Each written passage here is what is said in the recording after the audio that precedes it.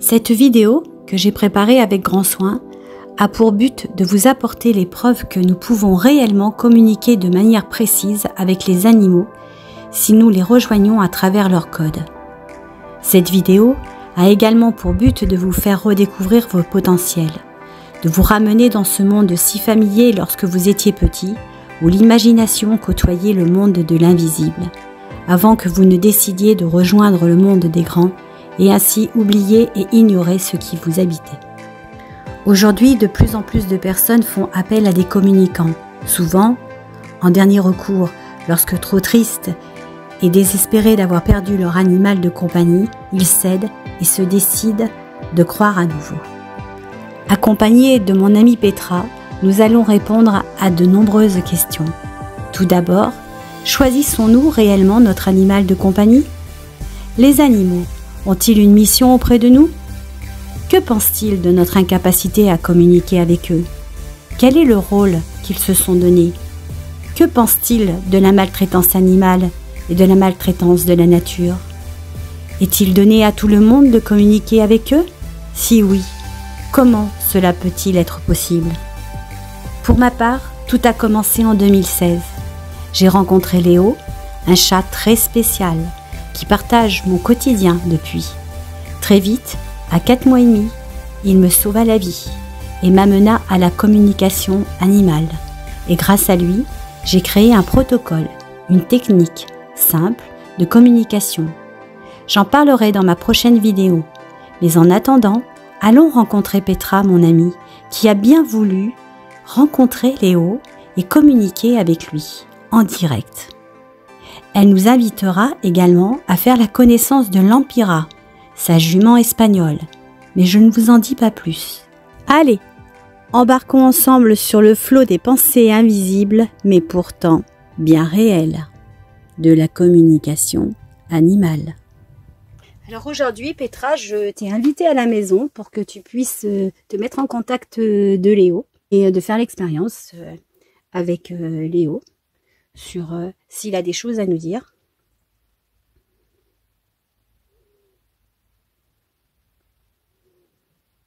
Super, il s'installe.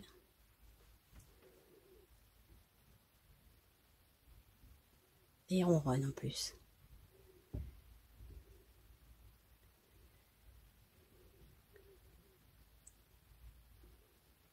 Simplement, là, je voudrais juste lui poser la question s'il est bien ici, s'il se sent bien ici. Oui, bah, c'est ce que j'ai ressenti, oui, tout de suite, qu'il adore, qu'il se sent très proche de toi, qu'il aime vraiment cet endroit, qui est un peu sauvage. Est-ce qu'il a une colère, une rancune, on va dire, envers moi?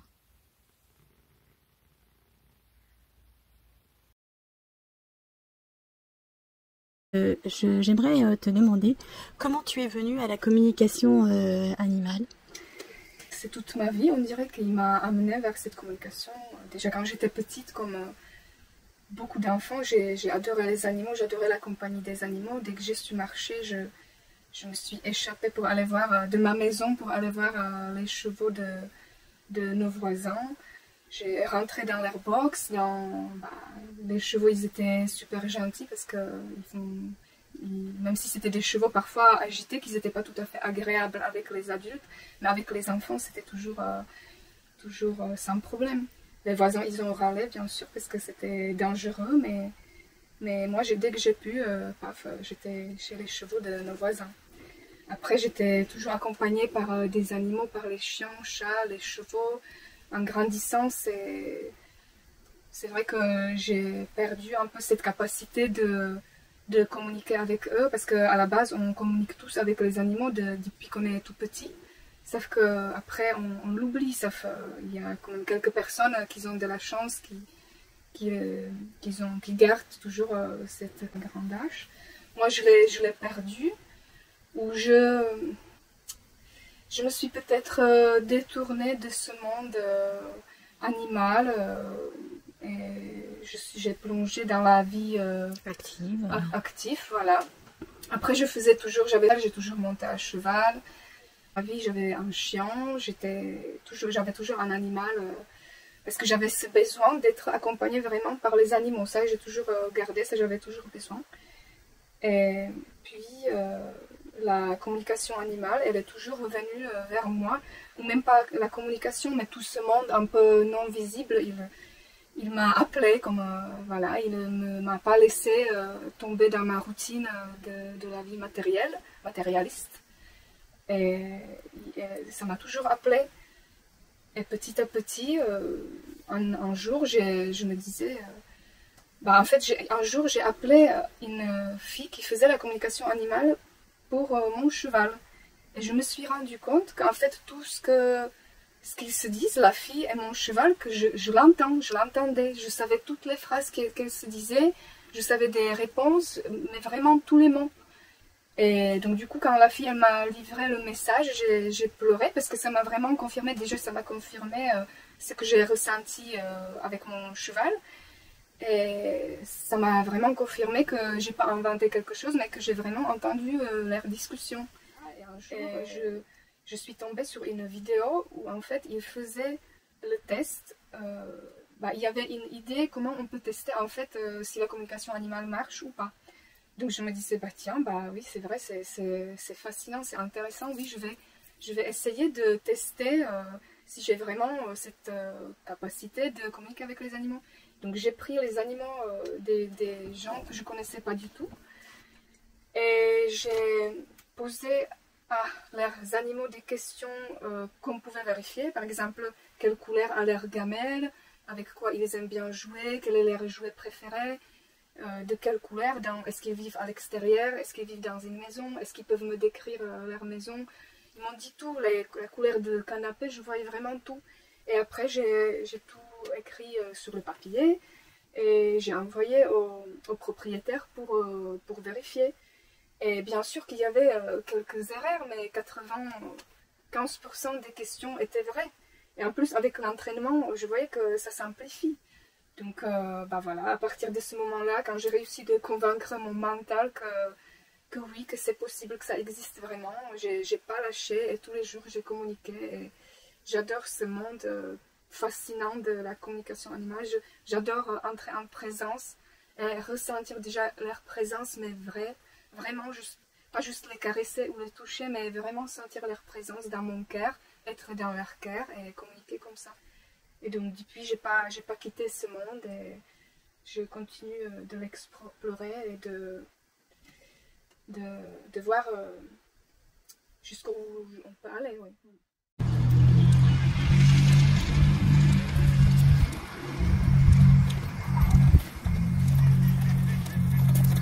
Bonjour Petra. Bonjour. Alors Petra, tu nous as invités donc dans les écuries là où il y a ta jument qui s'appelle Lampira. Elle est toute fougueuse là. Donc Lampira, voilà, qui est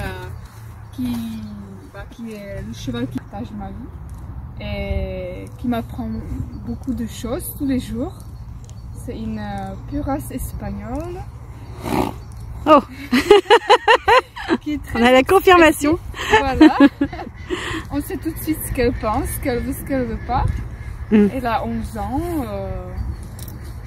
Et voilà, c'est ma maîtresse dans la communication, dans la vie de tous les jours, dans ma vie spirituelle aussi. Elle a fait partie des animaux qui t'ont amené à la communication animale et oui, où tu as beaucoup appris avec elle justement. Elle t'a, d'accord. Oui, qui m'a vraiment montré qu'on se lit dans les pensées. Voilà. Ok. Qui m'a ouvert le cœur. Elle t'a ouvert le cœur. Waouh. Elle est très gentille, mais un peu assez énergique, surtout sous la selle. Mais très sensible, oui, aussi. Elle a son poil d'hiver. Oui, elle a son poil d'hiver, de bourse. Mais sinon, elle est très élégante et quand elle marche, on dirait qu'elle danse. Ah, on va voir ça alors. Et donc quand tu communiques avec elle? Oui, quand je communique avec elle, oui, donc elle a été débourrée en Espagne. Quand je communique avec elle, je sens quand même qu'il y a une certaine tristesse qui l'accompagne depuis, qui est née dans son passé, on dirait, parce que elle a vraiment une tristesse un peu profonde, elle est très...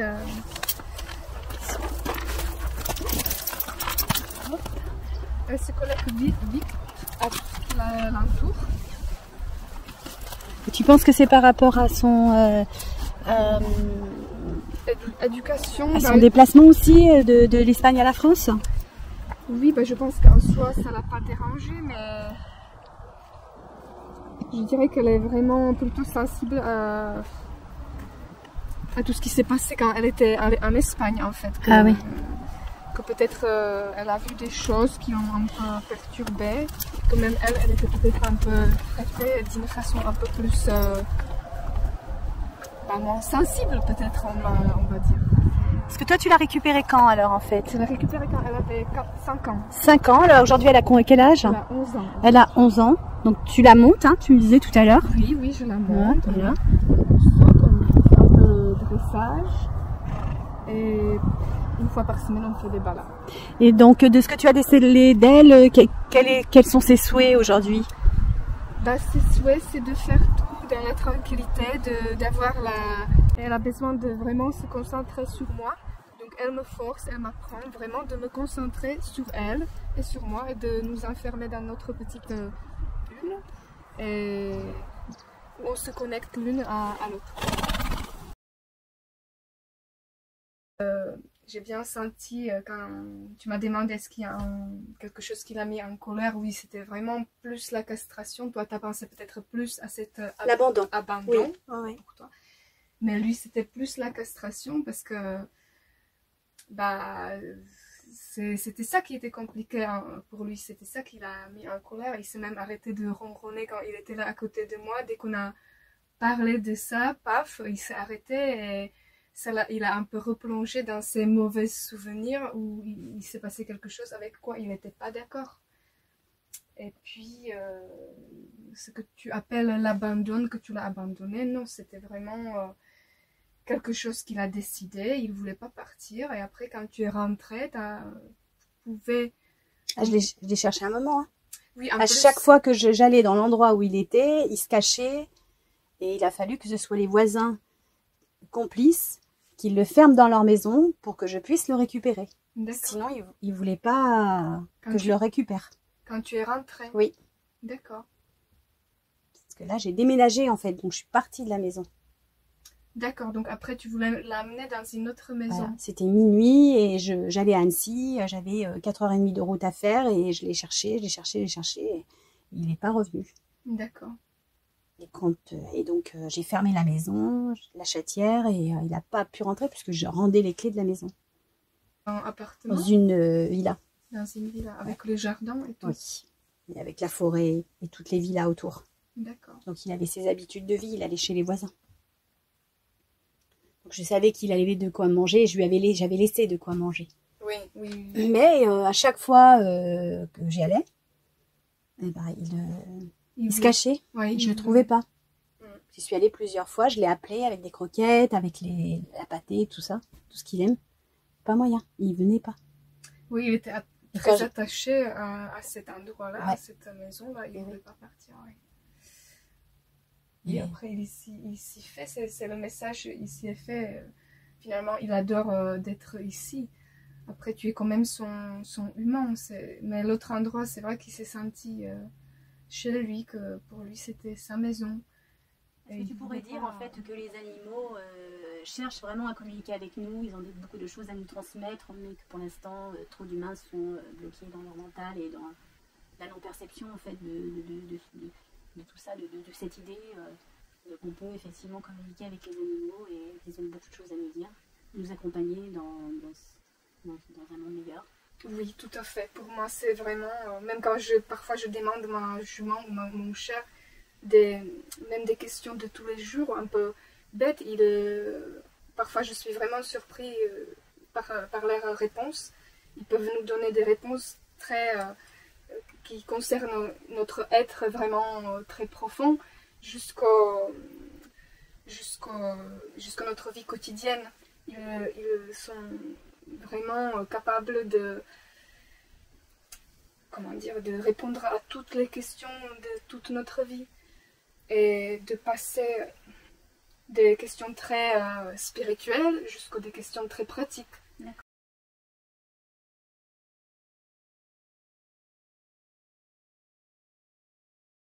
Donc là, tu l'emmènes où, Petra? Donc là, je vais l'amener à l'herbe, on pourra se mettre en liberté, on pourra discuter, je pourrais te dire quelque chose d'elle, et on va se détendre en liberté.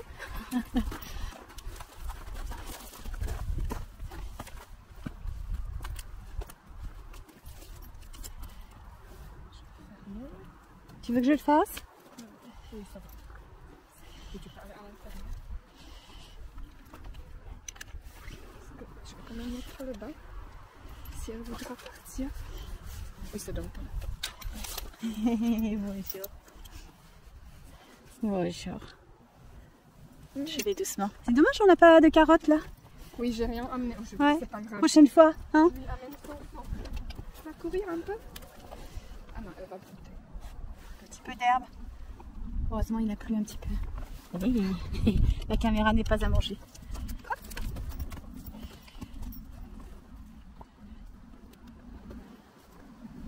Et est-ce que tu penses que c'est toi qui l'as choisi ou c'est elle qui t'a choisi Bah, je pense Tu dirais que... quoi? Bah, je dirais que c'était... Bah, je croyais que c'était moi, mais je pense que c'était elle. Parce que... Elle te fait travailler psychologiquement beaucoup? Oui, oui, vraiment. Donc pour le coup, ça serait dans l'ancrage ou...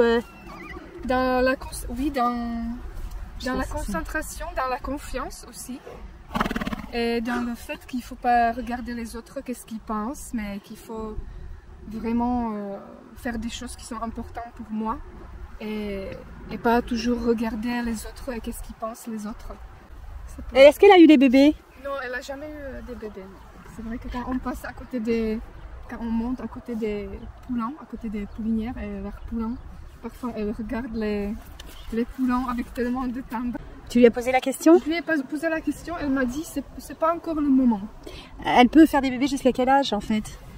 Bah, elle a 11 ans, bah, pour un premier oui il serait le temps, mais après c'est pas tellement comme nous les humains, les animaux prennent aussi les choses comme ils sont. Si elle n'a pas des poulains, c'est pas très grave. Après il y a peut-être des juments qui voudraient vraiment, qui sont vraiment faites pour avoir les poulains et que c'est vraiment leur mission de vie. Mais elle profite quand même de la vie. Et là, si tu te connectais à elle, là maintenant, tu penses que c'est possible qu'on ait une information sur un sujet Oui. Bah, Pour cette question sur le sujet dont on parle. oui, ou un autre, je sais pas, ce qui pourrait venir éventuellement, Oui, ce qu'elle aurait besoin de partager avec toi, de notre présence ici, ou je sais pas.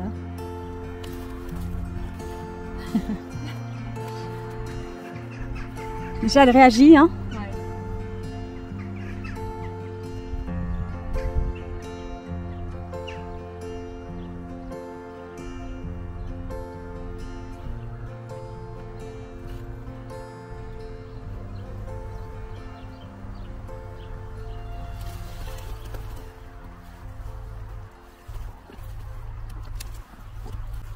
Pour l'instant, j'entends seulement gratte-moi et occupe-toi de moi.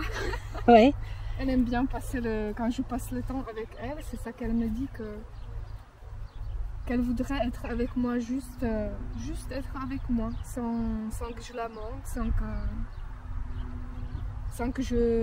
sans un but en fait. Elle voudrait juste que je sois avec elle, que je ressens sa présence. Ok. Donc là, le fait qu'elle me fasse reculer pourrait penser qu'elle a envie de passer un moment avec toi. Donc peut-être qu'on va vous laisser ce moment-là, justement, non? Hein? Je vais vous laisser ce moment-là. Puis je vais vous observer, tout simplement. Puis on verra bien ce qui se passe. Qu'est-ce que t'en penses? Oui, on peut faire comme ça. Allez. Et oui, toute la nature, elle n'arrête pas de nous envoyer des messages, même des arbres, même la mer, même tout en fait, tous les êtres, tout ce qui nous entoure n'arrête pas de nous guider et de nous transmettre des messages. Et toute la nature, je dirais, elle essaie de nous aider et de nous remettre sur un bon chemin, Parce que c'est vrai que là, on est en train de se détruire, et quand on va dans la nature, et quand on l'écoute un minimum, on doit voir, on sent qu'il y a des choses qui lui font pas du bien. Donc elle n'arrête pas, elle n'a jamais arrêté de nous envoyer les messages et nous guider. Leur vie, ça les effraie, oui, ils se sentent pas bien, ils sont tristes, ils le vivent mal, oui. Après, ils sont quand même assez bienveillants, ils nous aiment, c'est vrai qu'ils ont cet amour que nous, on ne sait même pas imaginer finalement. Oui. Donc ils ont cet amour pour nous, donc ils ne nous en veulent même pas qu'on leur fait du mal, mais voilà, ça peut être... Ils ressentent quand même la douleur et tout ça, il ne faut pas dire que non, mais en général, ils sont dans l'amour et ils nous aiment malgré tout. Il t'a trouvé, lui, c'est pas tellement toi qui l'a adopté, ou c'est lui qui a décidé de venir, qui t'a choisi, qui a décidé de venir chez toi et vivre avec toi. C'est pas un chat sauvage qui passerait toute sa vie dans les arbres. Il est plutôt sédentaire quand même s'il aime bien sortir et être dans la nature, justement parce qu'il peut observer, il peut regarder ce qui se passe. Oui, c'est un chat assez fier. Alors, qu'est-ce qui vient de se passer, Petra, là? Non, là, il s'est retourné, il m'a fait son regard dont tu m'as parlé tout de suite, là, tout à l'heure. Et il me dit, et toi, tu devrais avoir plus de confiance en toi. Oh, mais c'est un grand sage. J'ai la chance d'être bien accompagnée. Oui. Tu me disais, en fait, que tu avais eu une super expérience avec un petit hamster. Oui, pour te dire, en fait, que oui, le plus souvent, je communique avec les chiens, chats, chevaux, mais qu'on peut communiquer vraiment avec tous les animaux. Et donc, notamment, oui, j'avais une belle expérience avec un petit hamster russe qui était très insistante, qui m'a pas lâché, qui voulait vraiment que je comprenne son message. Après, c'était vraiment... il était embêté parce qu'il s'est fait manger par des petites bêtes. Donc, il m'a carrément vraiment envoyé ce qu'il ressentait. Donc moi, quand j'allais me coucher le soir, quand j'étais posée, quand j'avais la tête vide et tout, j'ai ressenti ce qu'il a ressenti. Donc j'avais des démangeaisons, j'avais l'impression qu'il y a des petites bêtes qui se baladent sur mon corps, qui me piquent. C'était très irritant.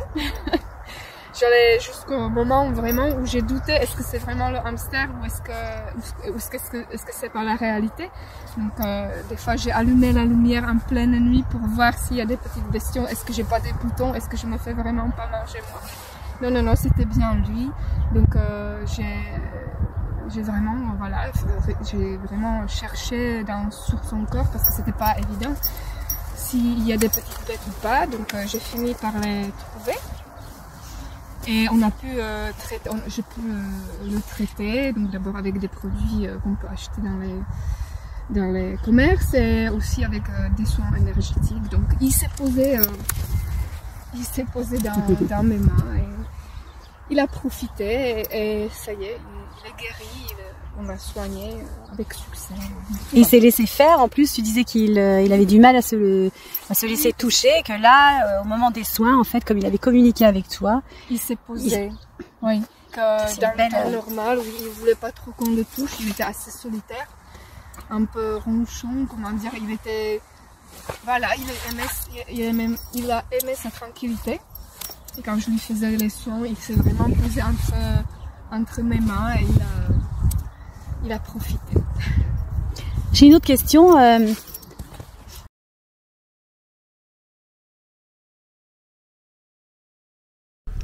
On a une amie en commun qui a perdu son chat il n'y a pas très longtemps. Et moi j'ai le sentiment en fait que ce chat est allé jusqu'au bout de sa vie parce que sa gardienne n'était pas prête à le laisser partir. Oui. Et tu pourrais nous expliquer ça un peu, parce que moi je l'observais de ce côté-là. Et bon, comme tu le sais, je faisais de la communication animalière et je le connaissais bien, ce joli chat. Et j'avais le sentiment en fait qu'il devenait de plus en plus malade, il dépérissait. Je l'ai vu considérablement maigrir, mais ne pas partir. Jusqu'à la dernière minute, il lâchait pas l'affaire. Hein. Oui. Et qu'est-ce que tu en as pensé, toi, de ton côté? Bah, c'est vrai que pour moi, les animaux, en fait, ils s'accrochent déjà à la base, ils s'accrochent pas à la vie tellement comme nous, les humains. Et oui. Parce qu'ils voyaient la mort juste comme une transition, vraiment comme juste une étape à franchir. Pour eux, c'est pas tellement tragique s'ils meurent. Mais après, quand les animaux de compagnie ne veulent pas mourir ou comment ne peuvent pas mourir, déjà il réagit, hein. Déjà ils le font par amour, parce que déjà nous on s'accroche à eux, on ne veut pas les laisser partir, donc ça c'est une chose. Mais donc après ils essayent ils luttent quand même pour nous. Mais après, c'est vrai que déjà il y a cet aspect où ils ne vivent pas dans la nature, parce que déjà un chat quand il est malade, comme ce chat dont on parle il était, il ne survivrait pas trop longtemps, il serait mangé par un autre animal ou il serait tué par un autre animal. Donc c'est vrai que pour moi il ne faut pas hésiter. Après, ça dépend de cas, mais parfois vaut vraiment mieux quand l'animal souffre l'euthanasier, parce que dans la nature, il faut se dire qu'il ne survivrait pas. Eh oui.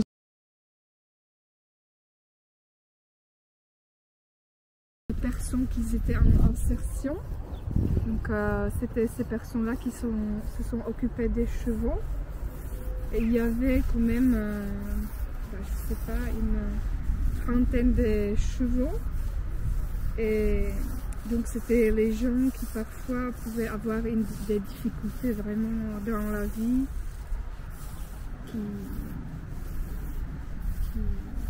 qui n'avaient pas la vie facile. Et ils n'ont pas toujours trouvé la compréhension dans le monde humain. Ouais. Et parmi ces chevaux-là, ils ont souvent incliné vers elle. Ah. Il y avait des personnes qui me disaient, souvent on me disait, ah oui, elle est vraiment exceptionnelle, ils étaient attirés par elle. Il y avait une personne, un monsieur qui a vraiment fait des recherches par rapport à sa race, par rapport à son prénom. Il s'est vraiment beaucoup intéressé à elle, parce que elle apportait une sorte de réconfort. Oui, de calme, c'est vraiment ce qu'elle dégage, effectivement. Hein, ouais. Oui. C'est vraiment ce qu'elle dégage. Donc, qu'est-ce que tu auras envie de dire là, et puis quel message tu voudrais transmettre à tous les humains qui vont regarder cette vidéo? Et est-ce que tu as envie de les encourager à communiquer davantage avec leur environnement autre que humain, on va dire, puisqu'il y a les arbres aussi, on est d'accord toutes les deux sur le fait que la végétation, les minéraux, tout est là pour communiquer avec nous. Oui, pour nous ouvrir de l'esprit, je encouragerais les gens qu'ils se reconnectent à la nature, qu'ils ressentent cette unité vraiment entre la nature et nous, qui passent le temps dans la nature et qu'ils ressentent sa puissance, qu'ils essayent de se mettre en silence, de faire taire un peu l'air mental. Pas complètement, bien sûr, il est quand même utile. Bien sûr que c'est super, c'est très bien qu'il est là, mais c'est vrai que j'ai quand même envie de dire que ce serait bien de faire de lui son allié, de faire de notre mental notre allié, qu'à la place d'être son esclave. Et je pense que la nature, elle peut nous être utile, parce qu'elle nous incite. Quand on vient dans la nature, on arrive plus facilement juste être et se poser et de ne penser à rien. Et juste sentir le vent dans nos cheveux, regarder, écouter les oiseaux. Et se poser et être plus attentif à tout ce qui nous entoure. Je pense que dans la nature c'est plus facile.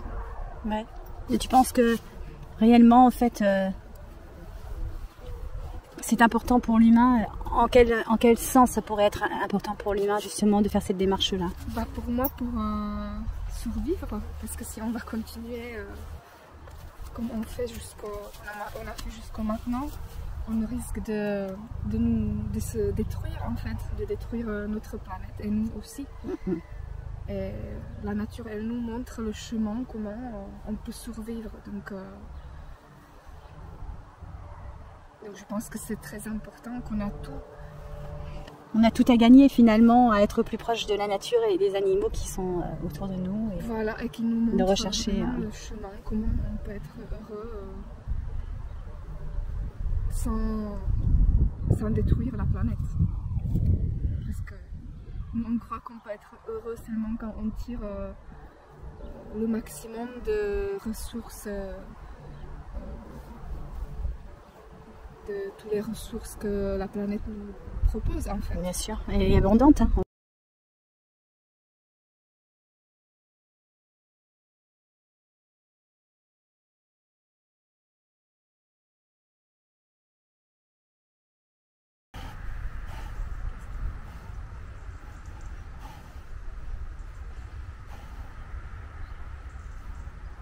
Il se passe quelque chose là, non?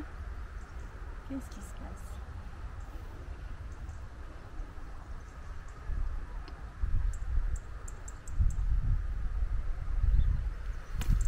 Je crois avoir compris.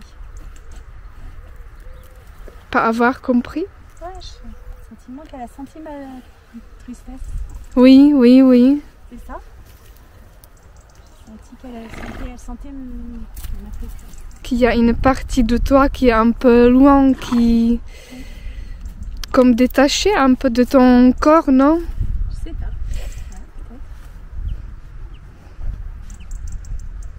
Ouais, en tout cas, depuis qu'elle s'approche beaucoup de moi, et c'est vrai que c'est réconfortant qu'un animal comme ça te comprenne mieux que toi-même. Oui. Qui savent tout de suite qui on est, qu'est-ce qu'on a dans la tête. Oui, qui t'acceptent comme tu es et qui sont aussi. en présence. Oui, aussi. aussi. Ce que je ressens là, tu vois, vraiment.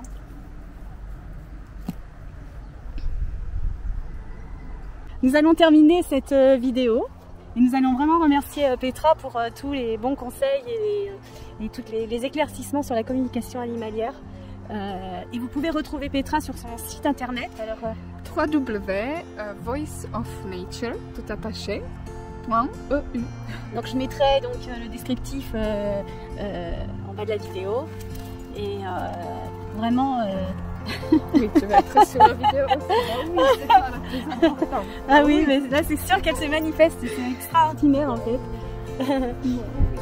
Et donc voilà, j'espère que cette vidéo vous aura plu et elle vous apportera des éclaircissements et l'envie surtout en fait de communiquer comme tu as eu envie de le faire il y a quelques années et de s'ouvrir à la nature et vraiment d'écouter vraiment tous les êtres magnifiques qui nous entourent. Oui, oui. Et tout passe par le cœur, hein, vraiment, oui. Cette belle énergie et qui nous apportera tellement de choses si on veut bien s'ouvrir à tout ça. Ouais. De changer la peur en amour. Oui, oui, exactement. Toutes nos peurs. Bon, oui. C'est magique. Ouais. En tout cas, c'était un bon moment. Merci beaucoup. Ben, merci Michel. À tout bientôt. À très bientôt.